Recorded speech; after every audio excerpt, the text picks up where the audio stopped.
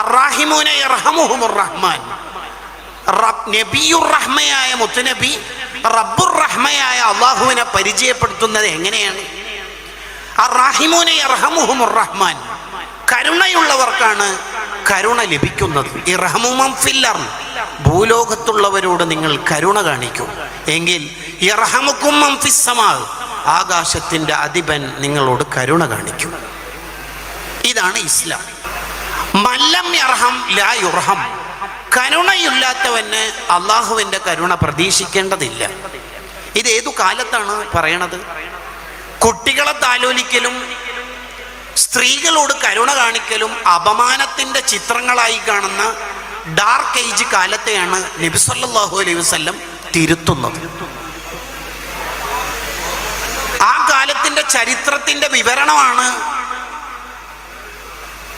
അഖറഉ bin habeas റളിയല്ലാഹു അൻഹുവിന്റെ മുമ്പിൽ നിന്ന് മുത്തനബി സല്ലല്ലാഹു അലൈഹി വസല്ലം തന്റെ പേരക്കുട്ടിയെ ചുംബിച്ച സമയത്ത് അഖറഉ പറയുന്നുണ്ട്, എനിക്ക് 10 മക്കളുണ്ട്, ഒരെണ്ണെത്തിന് ഇതുവരെ ചുംബിച്ചിട്ടില്ല. നമുക്ക് അങ്ങനത്തെ ഒരു കൾച്ചർ ഇല്ല എന്ന് പറഞ്ഞാൽ അത് അഭിമാനത്തോടെയാ അവർ പറയണത്. കുട്ടികളെ ചുംബിക്കാനോ? അയ്യയ്യേ. ആ കാലത്തെ നിബിധങ്ങൾ തിരുത്തുന്നത് കരുണയില്ലാത്തവന് കരുണ ലഭിക്കില്ല. നിന്റെ ഹൃദയത്തിൽ നിന്ന് കരുണ ഊരിയെടുത്തതിന്, നിന്റെ ഹൃദയത്തിൽ കരുണ ഇല്ലാതെ പോയതിന് ഞാൻ ഉത്തരവാദിയല്ലല്ലോ എന്ന് വളരെ കൃത്യമായി തിരുത്തി കൊടുക്കുന്നുണ്ട്.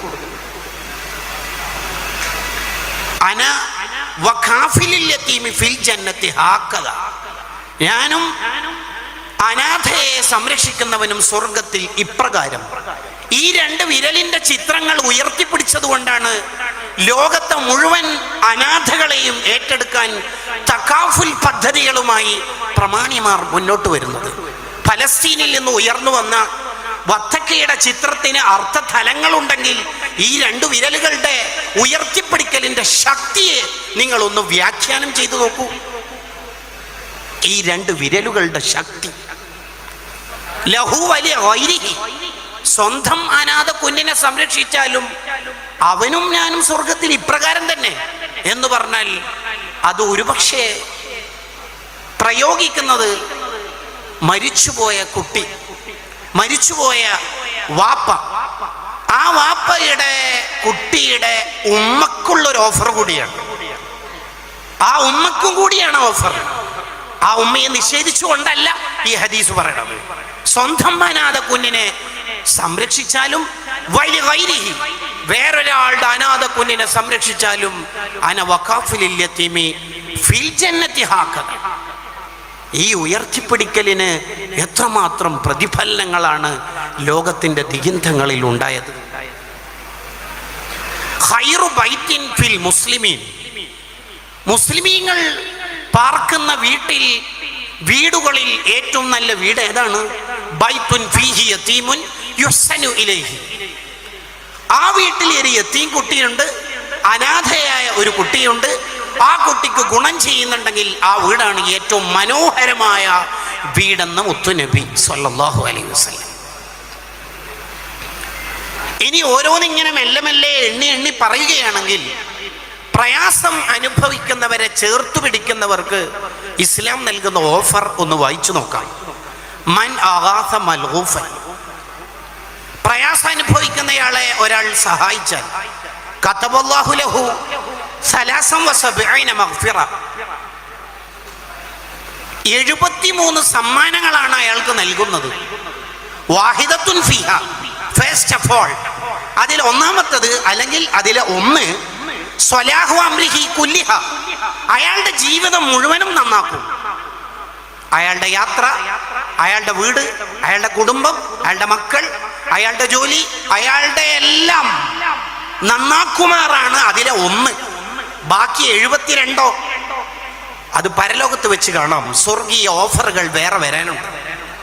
ഒരാളെ സംരക്ഷിച്ചാൽ നിങ്ങൾ നോക്കൂ, സാന്ത്വനത്തിന്റെ വോളണ്ടിയറായി പ്രവർത്തിക്കുന്നവരോടുകൂടിയാണ് ഈ വർത്തമാനം.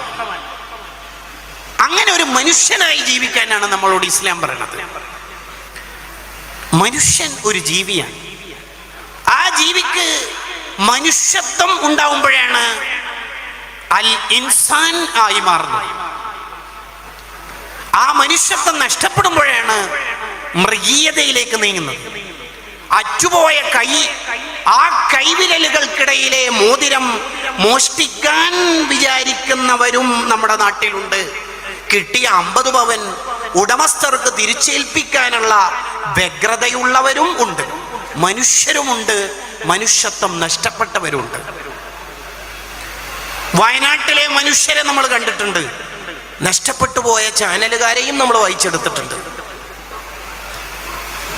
ഇസ്ലാം വീണ്ടും പറയുന്നു, ഒരാളുടെ ആവശ്യം നിർവഹിച്ചു കൊടുത്താൽ, മൻ ഖളാ ലി അഹദിൻ മിൻ ഉമ്മത്തി ഹാജതൻ, ഒരാളുടെ ആവശ്യം നമ്മൾ നിർവഹിച്ചു കൊടുത്താൽ, യുരീദു അൻ യുസിറഹു ബിഹാ, ഈ ആവശ്യ നിർവഹണം കൊണ്ട് ആ പാവത്തിന് ഒരു സന്തോഷം ഉണ്ടാക്കി കൊടുക്കണം എന്നുകൂടി ഇയാൾ കരുതുന്നുണ്ട് എങ്കിൽ ഫഖദ് സറനി, അവൻ എന്നെയാണ് സന്തോഷിപ്പിച്ചത്. മുത്തുനബി സ്വല്ലല്ലാഹു അലൈഹി വസല്ലം, അവൻ എന്നെയാണ് സന്തോഷിപ്പിച്ചത്. വമൻ സറനി, ഒരാൾ എന്നെ സന്തോഷിപ്പിച്ചാൽ അവൻ അള്ളാഹുവിനെ സന്തോഷിപ്പിച്ചവനാണ്. വമൻ സറല്ലാഹ്, അള്ളാഹുവിനെ ഒരാൾ തൃപ്തിപ്പെടുത്തിയാൽ അദ്ഖലഹുല്ലാഹുൽ ജന്ന, അവനുള്ളതല്ലേ സ്വർഗം. മുസ്ലിമിന്റെ ജീവിതം അപരനു വേണ്ടിയാണ് എന്നാണ് വിശുദ്ധ ഹദീസുകൾ നമ്മെ പഠിപ്പിച്ചുകൊണ്ടിരിക്കുന്നത്. അയൽവാസി പട്ടിണി കിടക്കുമ്പോൾ വയറ് നിറച്ച് തിന്നുന്നവൻ മുസ്ലിം അല്ല, മുഅ്മിനല്ല എന്ന് പറയുന്നത് എന്തിനാണ്? അപരനു വേണ്ടി ജീവിക്കുമ്പോഴാണ് ഒരാളുടെ ഈമാനാവുന്നത്. തൻ്റെ അയൽവാസി രോഗിയായി, രോഗം മൂർച്ഛിച്ചു, അയാൾക്ക് ഹോസ്പിറ്റലിൽ പോകാൻ പണമില്ല, ആംബുലൻസ് വിളിക്കാനുള്ള ക്യാഷ് ഇല്ല. അതിൻ്റെ പേരിൽ അയാളുടെ രോഗം വർദ്ധിക്കുകയോ മരണപ്പെടുകയോ ചെയ്താൽ നമ്മൾ കുറ്റക്കാരാവുന്നു. ഇനി പറയാൻ പോകുന്ന ഞൊണ്ടി ന്യായങ്ങളൊന്നും ഇസ്ലാം പരിഗണിക്കില്ല. എനിക്കറിയില്ലായിരുന്നു, അത്രമേൽ രോഗം വർദ്ധിച്ചത് എനിക്കറിയില്ലായിരുന്നു, ഞാൻ കുറച്ച് ദിവസമായി കോണ്ടാക്ട് ചെയ്തിട്ട്, ഈ ന്യായങ്ങളൊന്നും ഇസ്ലാം അംഗീകരിക്കില്ല. അറിയില്ല എന്ന വാദം ചവറ്റുകൊട്ടയിലേക്ക് എറിയും. നിന്റെ അയൽവാസിയുടെ രോദനം നീ അറിയില്ലെങ്കിൽ നീ എന്ത് മുഅ്മിൻ, നീ എന്ത് മുസ്ലിം, നിനക്കെന്ത് ഇസ്ലാം? അൽ ഇഫാദ ലിമാ ജാഅ ഫിൽ മർളി വൽ ഇയാദ എന്ന ഗ്രന്ഥം ചോദിക്കുന്നുണ്ട്. ഇനി കുട്ടികളോട്, ലൈസ മിന്നാ മൻ ലം യർഹം സഗീറന, കുട്ടികളോട് കരുണ കാണിക്കാത്തവൻ എന്നിൽപ്പെട്ടവനല്ല, അവന് നമ്മുടെ മെമ്പർഷിപ്പ് ഇല്ല. 6 കുട്ടികൾ മുത്തുനബിയുടെ മടിത്തട്ടിയിൽ ഇരുന്നിട്ട് കുട്ടികൾ മൂത്രമൊഴിച്ച കഥകൾ ചരിത്രത്തിലുണ്ട്. കുട്ടികളെ കൂടെ ഇരുത്തി ഭക്ഷണം കഴിപ്പിക്കുന്ന ശീലം ആരംഭിച്ചത് മുത്തുനബിയാണ് സ്വല്ലല്ലാഹു അലൈഹി വസല്ലം.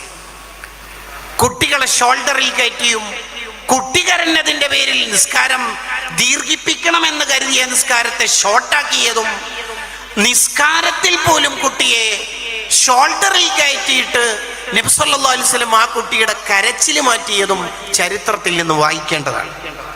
3 പെൺകുട്ടികളെ നിങ്ങൾ സംരക്ഷിച്ചാൽ, അവരോട് കരുണ കാണിച്ചാൽ നിങ്ങൾക്ക് അല്ലാഹു സ്വർഗം തരും. ഏത് കാലം? ജീവനോടെ കുഴിച്ചു മൂടുന്ന കാലം. ഭാര്യ ഗർഭിണിയായാൽ തന്നെ കുഴിയെടുത്തു വെക്കും ജാഹിലിയ കാലത്ത്. ആ ഡാർക്ക് ഏജിന്റെ ഒരു പ്രത്യേകതയാണത്. തൻ്റെ ഭാര്യ ഗർഭിണിയായാൽ ഒരു വലിയ കുഴിമാടം ഉണ്ടാക്കി വെക്കും. പ്രസവിക്കപ്പെട്ടത് ആൺകുഞ്ഞാണെങ്കിൽ ആ കുഴി മണ്ണിട്ട് മൂടും, അല്ല പെൺകുട്ടിയാണെങ്കിൽ ജീവനോടെ കുഴിച്ചു മൂടും. ആ കാലത്ത് തിരുത്തുന്നത് 3 പെൺമക്കളെ ഒരാൾ വേണ്ടതുപോലെ വളർത്തിയാൽ അവന് സ്വർഗം. നബിയെ 2 പേരോ? യെസ്, 2 പേരും. ഒന്നാണെങ്കിലോ? കിട്ടും. അങ്ങനെ ചോദിക്കുമാർ അനുയായികളെ വളർത്തിയെടുത്തു. എനിക്ക് എങ്ങനെയെങ്കിലും സ്വർഗം കിട്ടണം എന്ന വിചാരത്തിലേക്ക് അനുയായികൾ വാർത്തെടുത്തു. പരിധിയില്ലാത്ത കരുണയാണ് ഇസ്ലാമിൻ്റെ സ്നേഹം. അത് മുസ്ലിമിന് അല്ലെങ്കിൽ മനുഷ്യന് എന്നൊന്നുമില്ല. തൻ്റെ കുടുംബാവണം, സുഹൃത്താവണം എന്നുമില്ല. തൻ്റെ മതത്തിൽപ്പെട്ടവനാവണം എന്ന് ഇല്ല. പൊതുവിൽ മനുഷ്യർ സ്വന്തക്കാരോട്, ഭാര്യയോട്, മക്കളോട് കരുണ കാണിക്കും. അതിലപ്പുറത്താണ് ഇസ്ലാമിൻ്റെ സ്നേഹമസൃണമായ പെരുമാറ്റ രീതി പഠിപ്പിക്കുന്നത്. മുത്തുനബി പറയാണ് സ്വല്ലല്ലാഹു അലൈഹി വസല്ലം, ലൻ തുഅ്മിനു, നിങ്ങൾ ആരും യഥാർത്ഥ വിശ്വാസിയാവില്ല, ഹത്താ തറാഹമുഹു, നിങ്ങൾ പരസ്പരം കരുണ കാണിക്കുന്നവര്. അപ്പൊ അനുചരരുടെ ചോദ്യം, നമ്മൾ പരസ്പരം കരുണ കാണിക്കുന്നവരല്ലേ നബിയെ? യെസ്, നിങ്ങൾ കരുണ കാണിക്കുന്നുണ്ടാവും. ബട്ട് ഇന്നഹു ലൈസ ബിറഹ്മതി അഹദികും സ്വാഹിബഹു. തൻ്റെ കൂട്ടുകാരോട് ബന്ധക്കാരോട് കരുണ കാണിക്കുന്നതിനെ കുറിച്ചല്ല ഇവിടുത്തെ ചർച്ച.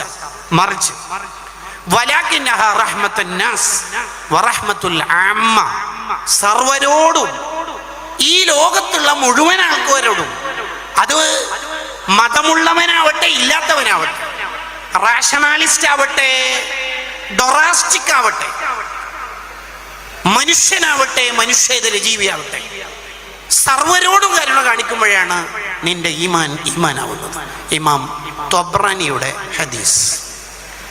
വധിക്കാൻ വന്നവർക്കും കരുണയുടെ സമ്മാനം തിരിച്ചു നൽകി മാപ്പ് നൽകിയാണ് മുത്തുനബി സല്ലല്ലാഹു അലൈഹി വസല്ലം ലോകത്തിന് മാതൃകയായത്. മനുഷ്യേതര ജീവികളോട് കരുണ കാണിക്കാൻ പഠിപ്പിച്ച മതം, പ്രത്യയശാസ്ത്രം നമുക്ക് വേറെന്തുണ്ട് കാണിക്കാൻ? വമാ മിൻ ദാബത്തിൻ ഫിൽ അർളി വലാ ത്വാഇറു യതീറു ബിജനാഹിഹി ഇല്ലാ ഉമമുൻ അംസാലുക്കും. നിങ്ങളുടെ മുകളിലൂടെ പറക്കുന്ന പക്ഷികളും നിങ്ങളുടെ ചുറ്റുവട്ടത്തുള്ള ജീവികളും നിങ്ങളെപ്പോലുള്ള ഒരു കമ്മ്യൂണിറ്റി ആയിട്ട് തന്നെ നിങ്ങൾ കാണണം എന്നാണ് വിശുദ്ധ ഖുർആനിന്റെ പ്രഖ്യാപനം. ഫീ കുല്ലി ദാത്തി കബ്ദിൻ റത്ബുൻ അജ്ർ. ഏത് ജീവിക്ക് വെള്ളം കൊടുത്താലും ഭക്ഷണം കൊടുത്താലും പ്രതിഫലമുണ്ട് എന്ന് പറയുന്ന സന്ദർഭത്തെ നമ്മൾ വായിക്കണം. വഴിയിലൂടെ നടന്നു പോകുന്ന ഒരു പുരുഷൻ, ഒരാൾ, അയാൾ വഴിയിലൂടെ നടന്നു പോകുമ്പോൾ കലശമായ ദാഹം അനുഭവപ്പെട്ടു. കിണറിൽ നിന്ന് വെള്ളം കോരിയെടുക്കാനുള്ള തത്രപ്പാടിലാണ് അയാളുള്ളത്. ആ വെള്ളം അന്വേഷിക്കുന്നതിനിടയിലാണ് എൻ്റെ അതേ ദാഹം അനുഭവിക്കുന്ന തൻ്റെ സഹജീവിയെ, നായയെ അയാൾ ശ്രദ്ധിച്ചു. ആ നായക്ക് വെള്ളം കൊടുത്തതിൻ്റെ പേരിൽ അള്ളാഹു അയാൾക്ക് പാപങ്ങൾ പുറത്തു കൊടുത്തു എന്ന ആശയം പറഞ്ഞപ്പോഴാണ് സ്വഹാബത്തിന്റെ ചോദ്യം, അങ്ങനെ ജീവികൾക്കൊക്കെ വെള്ളവും ഭക്ഷണം കൊടുത്താൽ പ്രതിഫലമുണ്ടോ? യെസ്, ഉണ്ടല്ലോ സ്വഹാബത്തെ. പച്ചപ്പുള്ള ജീവന്റെ തുടിപ്പുള്ള ഏത് ജീവിക്ക് വെള്ളം കൊടുത്താലും ഭക്ഷണം കൊടുത്താലും പ്രതിഫലമുണ്ട്. അത് മുസ്ലിമിന് എന്നല്ല, അത് അമുസ്ലിമിന് എന്നല്ല, മതമുണ്ടാവട്ടെ ഇല്ലാതിരിക്കട്ടെ.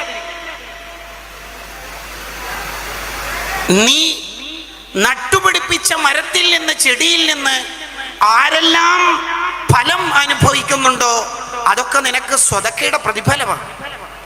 അതൊരാൾ മോഷ്ടിച്ചാലും നിനക്ക് കൂലിയാണ്. അവിടെ ഹദീസിൽ കാണാം, ഇല്ലാ കാന ലഹു സ്വദഖത്തുൻ ഇലാ യൗമിൽ ഖിയാമ. അന്ത്യനാൾ വരെ നിനക്ക് സ്വതക്കയുടെ പ്രതിഫലമായി അത് എഴുതപ്പെടും.